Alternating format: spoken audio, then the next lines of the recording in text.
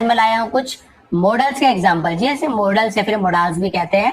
तो उसका एग्जांपल मैं कुछ लेकर आया हूँ यहाँ पर। केवल आपको 2-3 बताने वाला हूँ, क्योंकि पूरे मॉडल्स को कंप्लीट करना एक ही वीडियो में संभव नहीं है, और अगर होता भी है तो बहुत ज्यादा समय लगेगा। तो ऐसे धीरे धीरे मैं कुछ कुछ मॉडल्स आपके सामने लेकर आता रहूंगा। आप सबसे पहले ये देखते हैं कि जो मॉडल्स है या फिर जिसे मॉडल्स भी कहते हैं, उसका मतलब क्या होता है। सबसे पहले तो ये जान लें कि जो मैं आपको बताने वाला हूँ मे, माइट, और यहाँ पे देख सकते हैं यूज टू और वुड, इसका यूज मैं आपको बताने वाला हूँ। तो आखिर ये है क्या, इसका यूज हम क्यों करते हैं, ये क्या होता है। जो मॉडल्स असल में होता क्या है, एक सहायक क्रिया है, यानी कि हेल्पिंग वर्ब है। मेन वर्ब आप सभी को पता है, कुछ काम है, नाचना, खाना, खेलना, आना जाना, मेन वर्ब है, मुख्य क्रिया है। उसके साथ इनका यूज किया जाता है। और क्यों किया जाता है, ताकि हमें पता चल सके कि वो जो क्रिया है उसमें, जैसे कि उसमें समर्थता, यानी आप एबल है कि नहीं वो काम करने के लिए, हाँ मैं कर सकता हूँ, हाँ मैं नहीं कर सकता हूँ, क्या मैं ये कर सकता हूँ, या फिर संभावना, क्या ये हो सकता है, बारिश हो सकती है, हम खेल सकते हैं, इस प्रकार की संभावना। या फिर कोई इजाजत, यानी कि आप किसी से कुछ चीज का इजाजत मांग रहे हैं, क्या मैं ये कर सकता हूँ।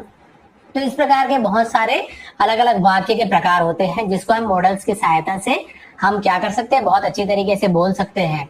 तो इसके लिए मॉडल्स का यूज करते हैं। मॉडल्स बहुत सारे होते हैं, जैसे मैंने बताया कुछ आपके लेकर आया हूं आज मैं। कैन होता है, कुड होता है, कुड हैव होता है, मे होता है, माइट होता है, शुड होता है, शुड हैव होता है, मस्ट, आउट टू, बहुत सारे होते हैं।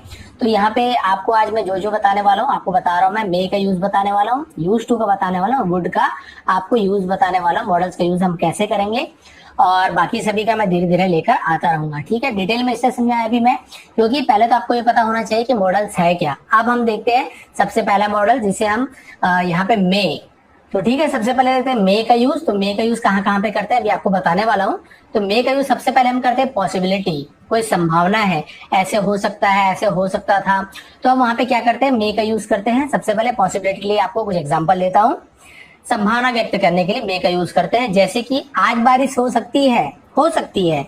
सकना, मैंने बताया था मे का यूज सकना, संभावना बता रहा हो सकती है, तो हम क्या बोलेंगे, it may rain today, it may rain today, ठीक है। मे यानी हो सकना, रेन यानी बारिश, टुडे यानी आज। सेकेंड, ये तुम्हारे साथ भी तो हो सकता है, संभावना बता रहे, पॉसिबिलिटी, ऐसे भी तो हो सकता है तुम्हारे साथ, तो उसमें भी हम मे का यूज करते हैं।